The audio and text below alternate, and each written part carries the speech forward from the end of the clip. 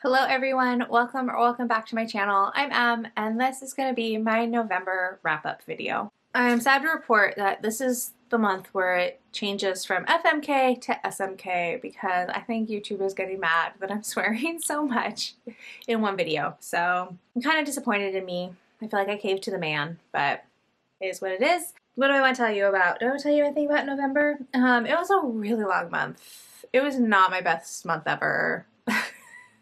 I think is the case for a lot of people. And I read a lot of meh things. I read 19 books, and I have a couple favorites, which is good.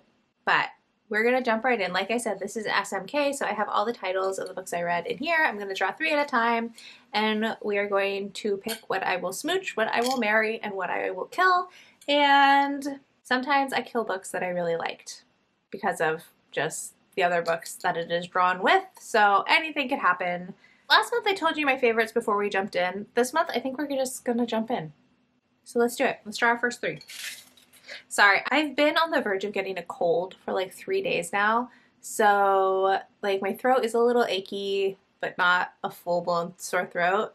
I have like a little bit of congestion, but not like a stuffy nose, and I have a little bit of brain fog. Today it might be because I'm starting to get a headache, but I took ibuprofen. So it should kick in soon, but like, so if I seem like a little bit of a hot mess, it's because I am. Okay, I drew 3. Let's see what 3 I got. All right, we have The House Witch 2, Magic, Lies, and Deadly Pies, and Letters to Half Moon Street. All right, well, I am going to marry Letters to Half Moon Street. This was a reread. It's 5 stars all the way through. Y'all are so sick of me talking about this book that I do not care. I do not care. This is a historical fantasy romance novel, and it's epistolary, and it's just and it's a queer romance between Gavin and Charles, and it's just the best. It's the first book in the series. I have read 2 of the other books. I have not loved anything else the way my heart and my soul loves Letters to Half Moon Street. It's so good. I like to think with my favorite books that I maintain a little bit of levity, where I understand objectively that something that I really loved and is my favorite is not necessarily going to be everyone's favorite. I have no nuance with this book. If you don't like it, you're just wrong. I'm so sorry. That's just how it is.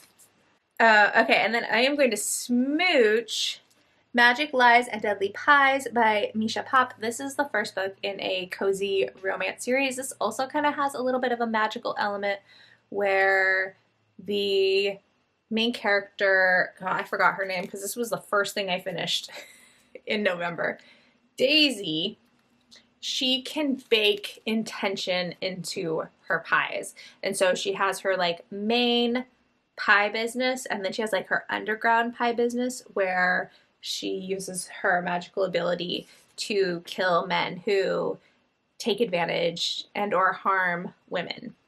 And there's a baking competition in this one. There's also somebody who has figured out that Daisy has the underground business and is trying to blackmail her. And so we have that mystery along with the baking competition. And I did like this. I didn't love it. I thought the concept was really cute. There is a little bit of a romance in here. I didn't totally love the romance, but I did like, did I like the mystery? Now I'm trying to remember. It's so long ago. November 1st was an eternity ago, an actual eternity ago. So I don't quite remember what exactly I didn't like about this, but I remember it was in like the 3-star range. It was fine. It was a good time. However, there is a recipe for 2 pies in the back and a pie crust recipe, and I used her pie crust recipe when I made pies for Thanksgiving this year. So that, I love that. I love that about cozy mysteries with food, if they put the recipes in the back.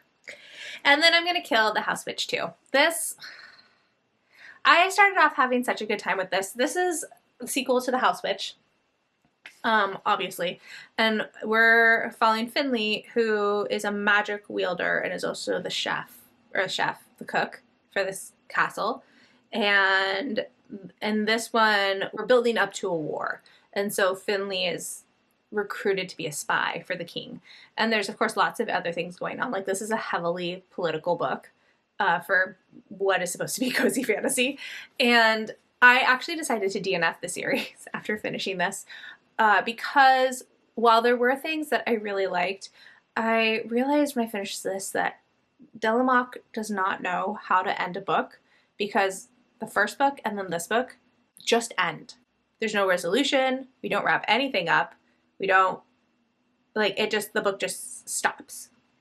And I need a book, even in a series, especially in a series, I still need that book to have a beginning, a middle, and an end. Like, there has to be some sort of conclusion. You can't just stop writing. I mean, you can, but I don't want to read an author who doesn't know how to end books and just leaves it off in the middle. Why not just make this and the first book one gargantuan book, like a 600-page book? Because Lord knows a lot of other people do it.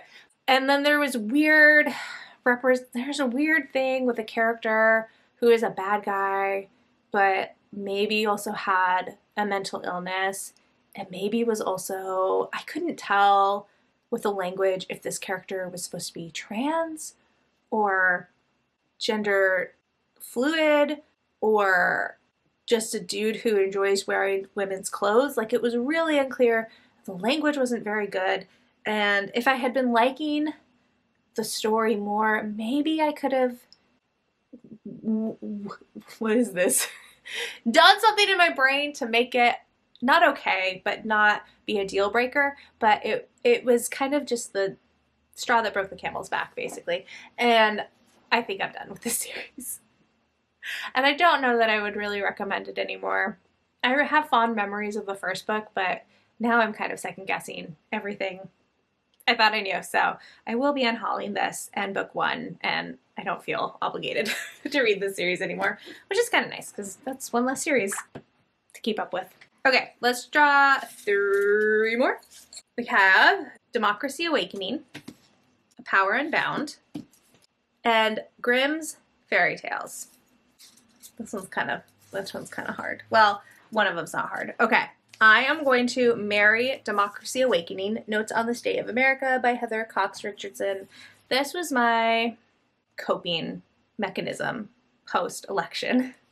This is, I guess, kind of a history book, kind of a current events book, but Heather Cox Richardson takes us back through the history of the political party in the United States from mid-ish 20th century? Well, no, because she goes back even to Lincoln, and to the founding fathers. So I guess it would be, American history of our political party system. And it's basically kind of a roadmap for how we got to where we are now in this political landscape.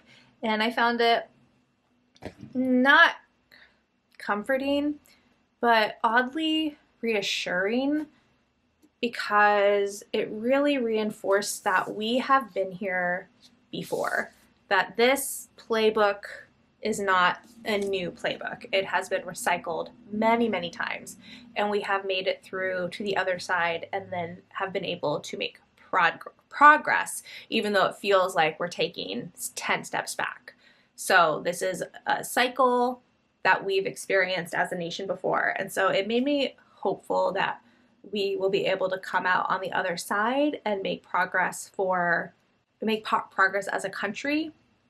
So I highly recommend it if you are interested in this kind of history, if you're interested in getting some context. I highlighted the crap out of this book. And it's not dry, like, it's really well written. It's really easy to read. The chapters are short. It's really engaging. There was only one part that I feel like it lulled a little bit, and that was towards the end when it was really getting into like the nitty-gritty with the founding fathers. And I think that was really only because I've read so many books like this that a lot of that was repeat information. And so I think that's why I kind of, it lost my attention a little bit. I gave this a full 5 stars. No hesitation. And then I guess this one's hard. I think I'm gonna smooch A Power Unbound by Freya Marsk. This is book 3 in, what is this called? The Last Binding trilogy. I loved book 1. Book 1 is A Marvelous Light. And this is a historical, magical, queer fantasy romance series. And I love those so much. I don't know what to tell you. They're just my favorite. And each book is about a different couple. So you can't read them as standalones because the plot is overarching. It goes through all three, but the romance is self-contained in each one.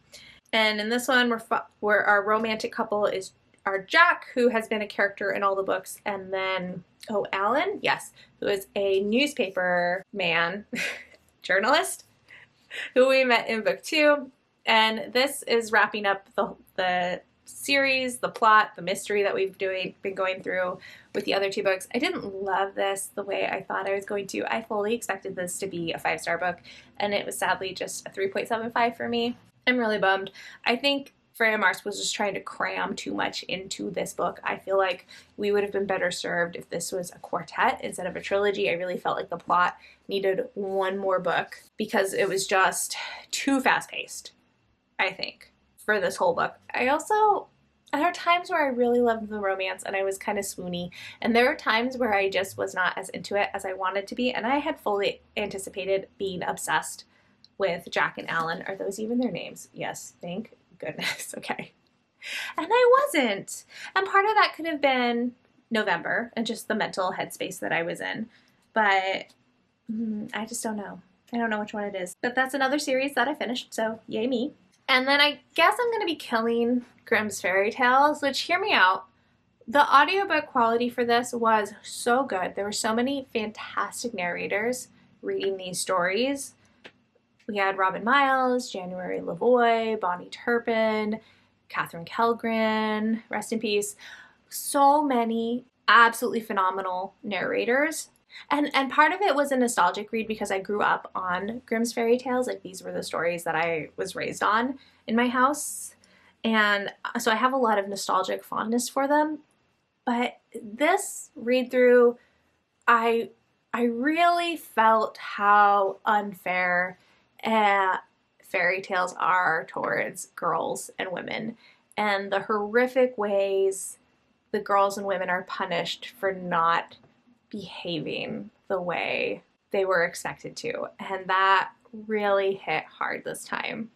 And so even though, if we're going on nostalgia vibes, I love them, I'm going to have to kill it because it just was not a good hang this time around.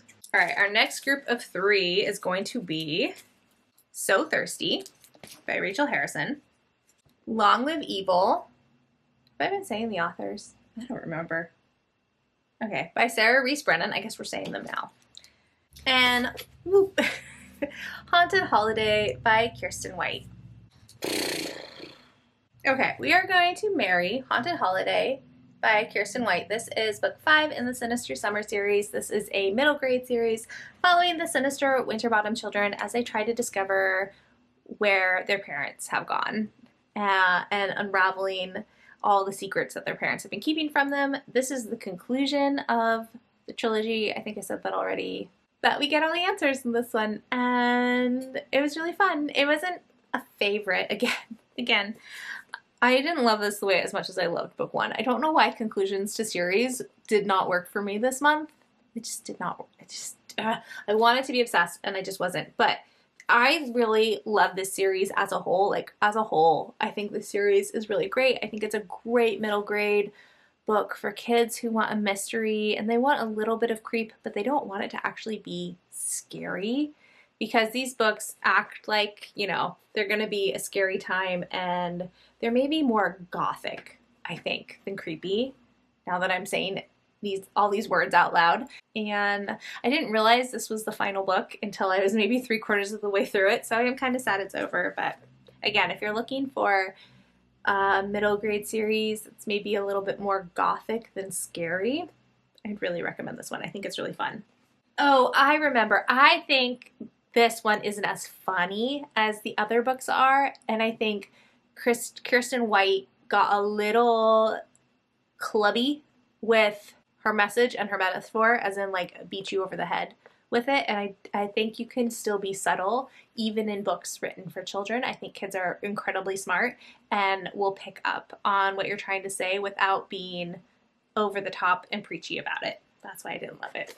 But it's getting a marry because of the whole series. Smooch. I think I'm gonna smooch So Thirsty by Rachel Harrison. This is my first Rachel Harrison, and while I only gave this book a 3.75, I still want to read more from her because I know a lot of people who really love Rachel Harrison haven't loved this, so I'm hopeful that there is a Rachel Harrison book out there that I will really love. But this one is about two best friends who, on a weekend getaway, go to this party at this mansion thing, and it's very sketch from the jump, but they get turned into vampires, and it's about them adjusting to being vampires. My primary complaint with this is that this is supposed to be about two best friends, and I never felt like they even really liked each other very much, let alone had been best friends for a decade. I felt like every time they were on page together, they were annoyed or angry or frustrated, and I never really got very many moments where I felt like, oh, this is why you're still friends after all this time. Instead, it felt like two people who have stayed friends because of the convenience of being friends and not because there's any genuine affection between the two of them. There is a little bit of a romance in this book, and the romance carried me through the whole time. It gave me early 2000s urban fantasy romance vibes or paranormal romance vibes without maybe as much toxicity as sometimes those romances can have. But I would have given it a higher rating if the romance had been more centrally focused.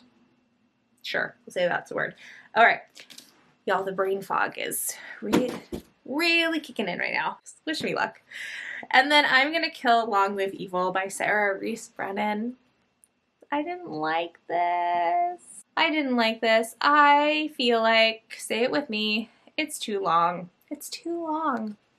This was also at the beginning of the month, so who knows. Okay, first of all, it took me 2 weeks to read this. That's too long. It's too long. And there's no synopsis on the back. How am I supposed to remember anybody's name?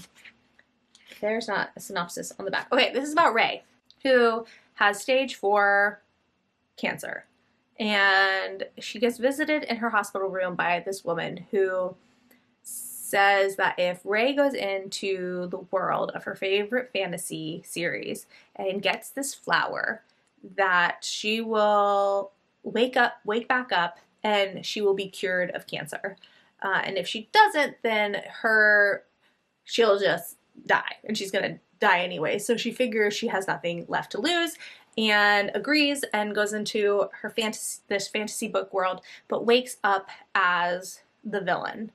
And also has never actually read the first book in her favorite fantasy series. She's read the other ones, but she hasn't read book 1. And so she doesn't totally know where she is. She has a rough idea of what happens in book 1, but not enough details to really make it useful. And there's a meta quality to this book, which sometimes, like, I enjoyed in the beginning. It was cute, it was fun, but as the book went on, it got old pretty quick.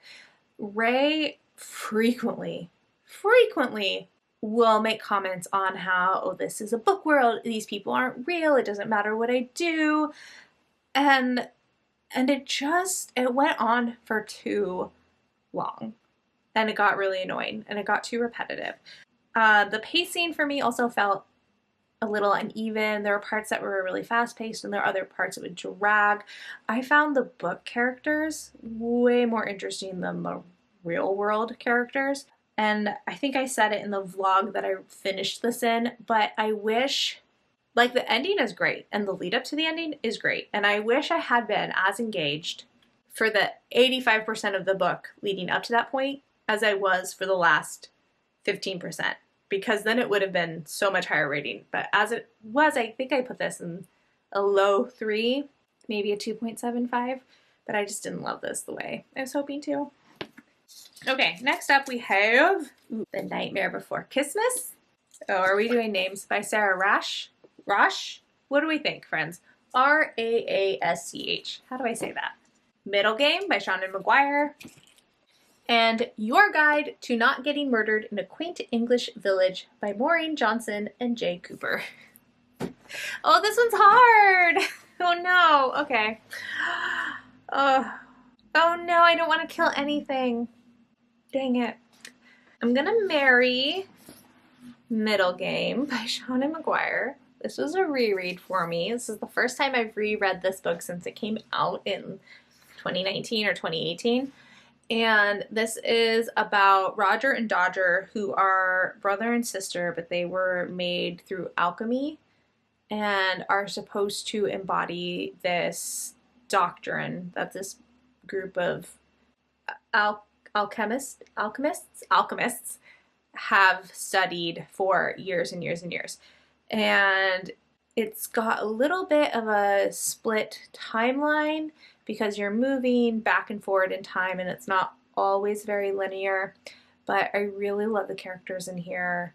I'm never gonna understand alchemy ever, but it doesn't matter because I love Roger and Dodger so much and their relationship with each other and how they move through the world and the observations Shauna McGuire makes in this book about people and about the world are just so good.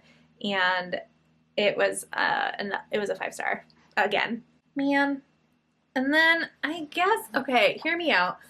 I'm going to kill Your Guide to Not Getting Murdered in a Quaint English Village, but not because it wasn't delightful. This is a really little book that is walking you through, like, you're a visitor who has come to this village in the English countryside, and you are being educated on, because you are, of course, in a cozy mystery, you are being educated on where not to go, who to not talk to, and all the different ways you could possibly die in this village.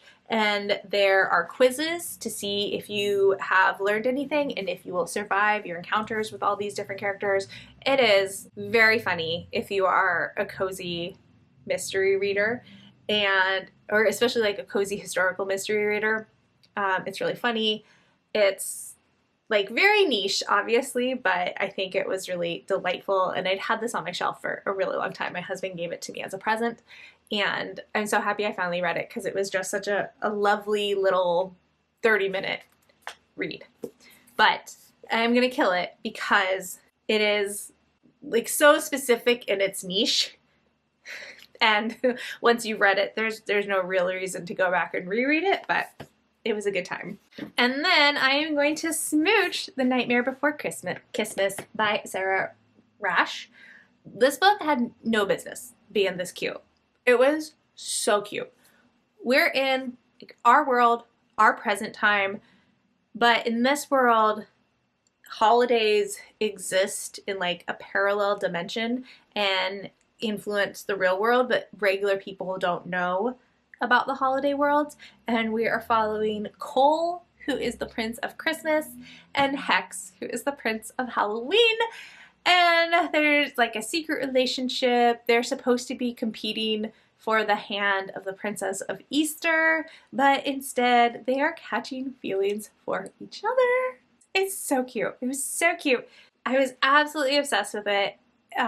It's just, you are never gonna hate Santa as much as you hate him in this book. I hated him so much, but the romance is utterly delightful, and I think she has another one coming out next year that might be about St. Patrick's Day and another holiday. I don't know, but this was a good time. So swoony and surprisingly steamy. I was not prepared for how steamy this book got, but I loved it. It was so fun. I think I gave it somewhere in the 4-star range, probably like a 4.5, because I had such a good time with it and it was so much cuter than I was anticipating.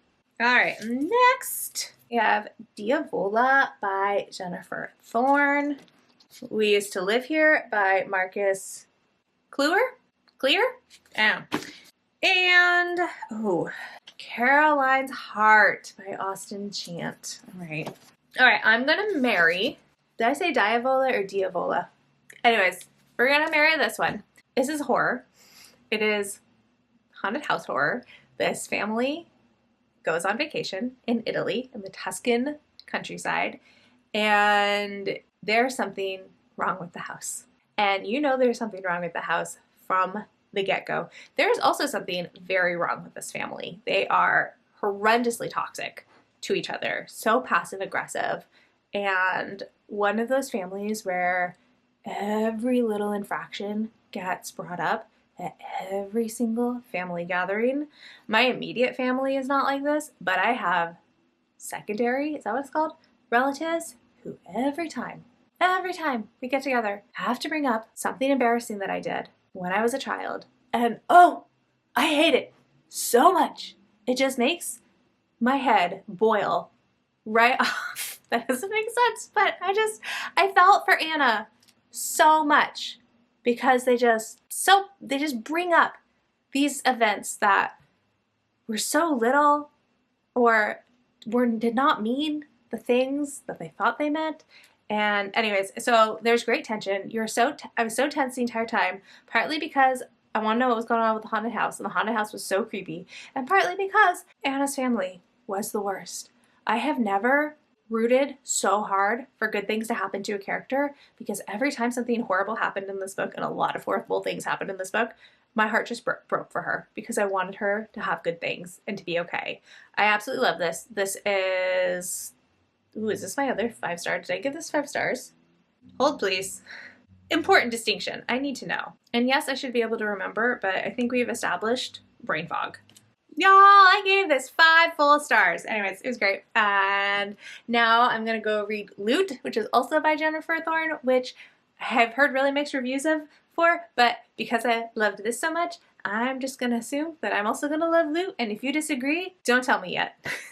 Don't tell me yet. Let me have my joy, okay? What am I doing? This is my Mary. Okay, that's Mary. All right, I'm gonna smooch Caroline's Heart. This itty bitty little book is, again, a historical fantasy romance. Magical romance. I mean, not fantasy romance. Magical realism romance. Anyways, and we're following Roy, who is a cowboy. This is set in Texas. And Cecily, who is a witch. And they meet because Cecily comes to help the daughter of the owner of the ranch Roy works for.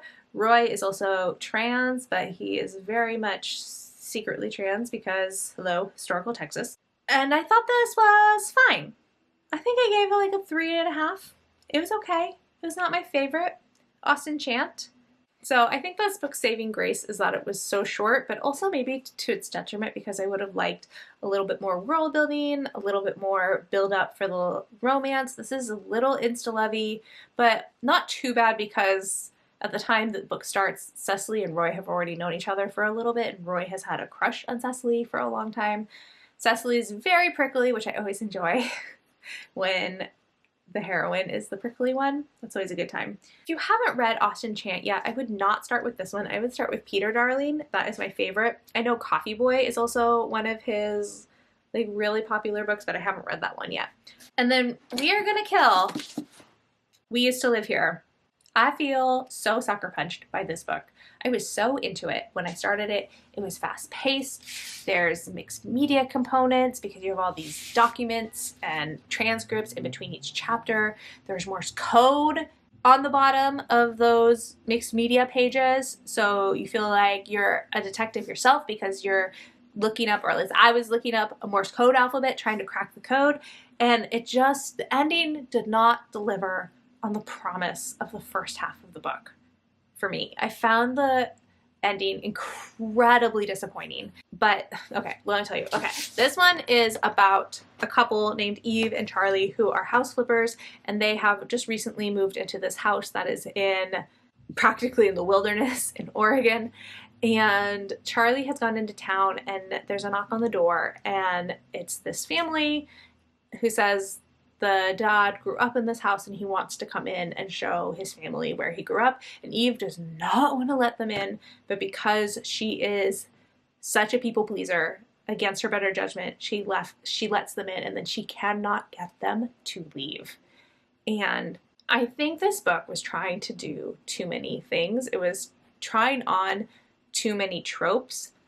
And then because it tried on all these tropes, the one that it stuck with for the ending was not the one I found the most interesting. The one that ended up being the culprit for everything that happened is, in my opinion, the least interesting of the 3 tropes that were going on in this book. I would have found one of the other two infinitely more entertaining than what we got. I also felt like we ended this book with more questions than we had at the beginning, and the author didn't answer anything. And that was incredibly frustrating too. And it was more than just an ambiguous ending. It was just a refusal to have any sort of resolve to what was going on. So I gave this a 3. I probably could have given it a 2.5, but because I liked the first half so much, I'm being generous, and it gets a 3. But I was so disappointed. Ooh, we're almost done. Oh, okay. I have 4 left. How do we want to do this? Well, let's just do the 4 that are left, and I'll figure it out. I'll double up on something. All right, we have Sleep Tight, Catalina, Forget Me Not, and I Want to Be a Wall, Volume 3. Can I kill all of them? I'm not enthusiastic about any of these. All right. Okay, we're gonna kill Forget Me Not by Julie Soto because, okay, this, I found out after I started this, so this is yet another Raylo inspired contemporary romance novel, and I am over it.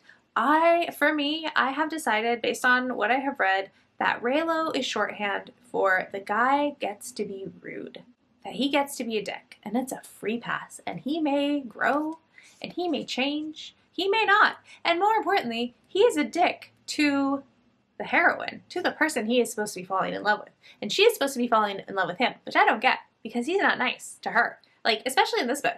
Elliot is not nice to, well, I'm going to say her name wrong because I did it in the vlog. No, I'm not. I can do it. Emma. He's not nice to Emma at all. He says her name wrong. Like, and she thinks it's cute. I have never in my life met a woman with an unusual name who thinks it's cute when somebody says her name wrong. Have you? I have not.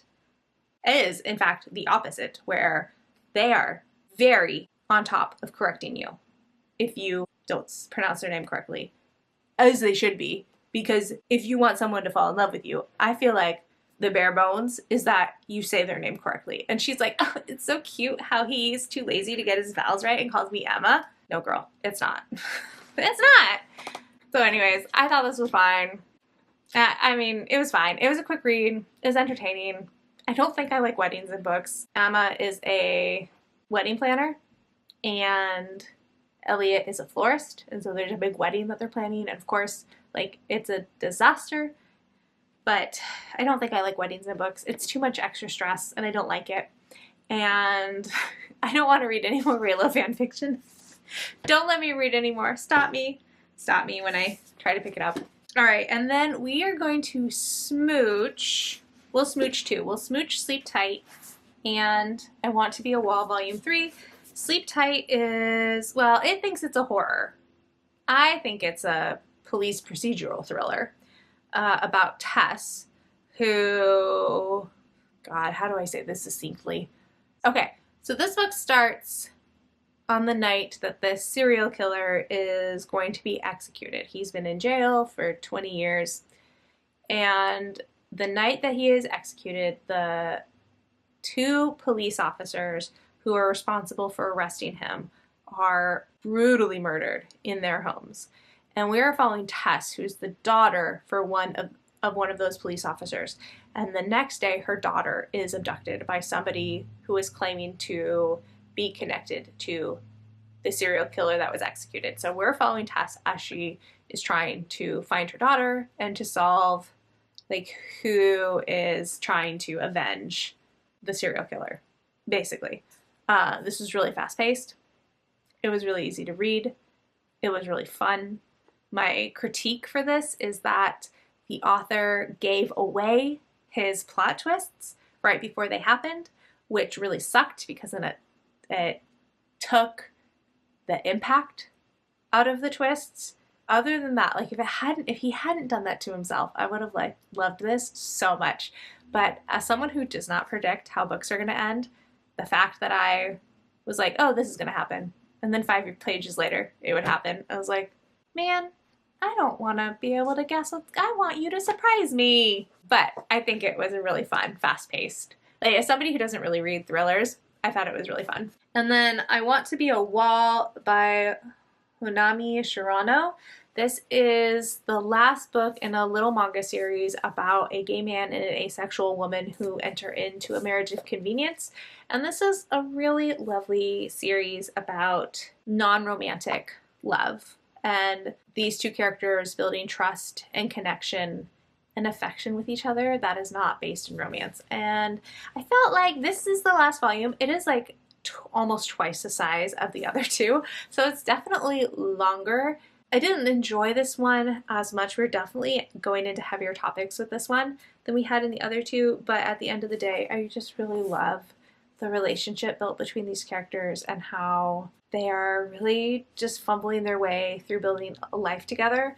And I did really like the conversation in this one, especially about the pressure that they were both feeling, or getting, not feeling, but getting from their relatives about having children, and just acknowledging that that wasn't something that they were interested in, and the pushback that they got from their family about how they were being so selfish because they were choosing not to have children, and they wouldn't know what real love or sacrifice was unless they had children, and the way they both supported each other in standing strong even as their family tried to guilt trip them into doing something that ultimately isn't a path either of them are interested in. So I really did like how the author approached that and tackled that. I felt it was handled with such care, and yeah, I think it's really nice to see that in a book and in a manga.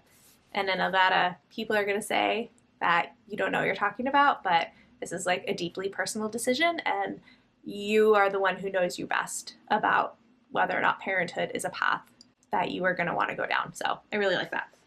And then we are gonna marry Catalina. This is literary fiction, you know. I got this from Aardvark Book Club, and I have read The Undocumented Americans, which is nonfiction by this author, and absolutely loved it. So I was very interested in her fiction debut. This is a stream of consciousness style of writing, and we're following Catalina, who is an undocumented immigrant in her last year at Harvard, and it's just a year in her life. And I really love stream of conscious writing. It really works for my brain. I struggled with this book because Catalina gets in her own way so much and does so many destructive things. Not to, well, sometimes to other people, but does destructive things in order to that ultimately derail what she wants to do in her own life.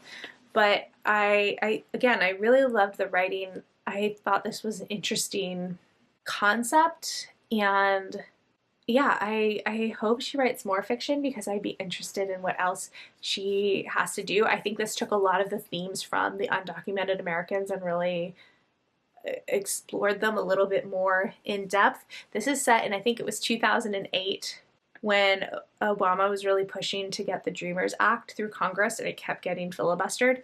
So I feel like the author did a really good job of kind of showing how stressful and anxiety-ridden it can be to watch your personhood and your right to be in the United States debated by a group of people who will never understand what it means to be undocumented in the United States. So I love the themes, I love the writing. The choices Catalina made it a hard book for me to read, but again, I will absolutely read more from her. All right, friends, we did it. Thank you for hanging out with me and listening to me yap. Hopefully this video isn't as long as I feel like it's going to be, but if you made it to the end, thank you so much for spending your precious time with me. If you've read any of these, I would love to hear your thoughts. I would love to hear about how your reading in November went. If it also felt like an interminably long month for you, tell me all about it. If you would like to leave an emoji just to let me know you are here, let's do a pumpkin emoji or a Christmas tree emoji for The Nightmare Before Christmas. Pick which one. You can pick depending on if you're a Halloween person or a Christmas person, or if you like both, you can leave me both. whatever you want to do. And otherwise, like if you liked it, subscribe if you want to, and I'll talk to y'all in the next one. Bye!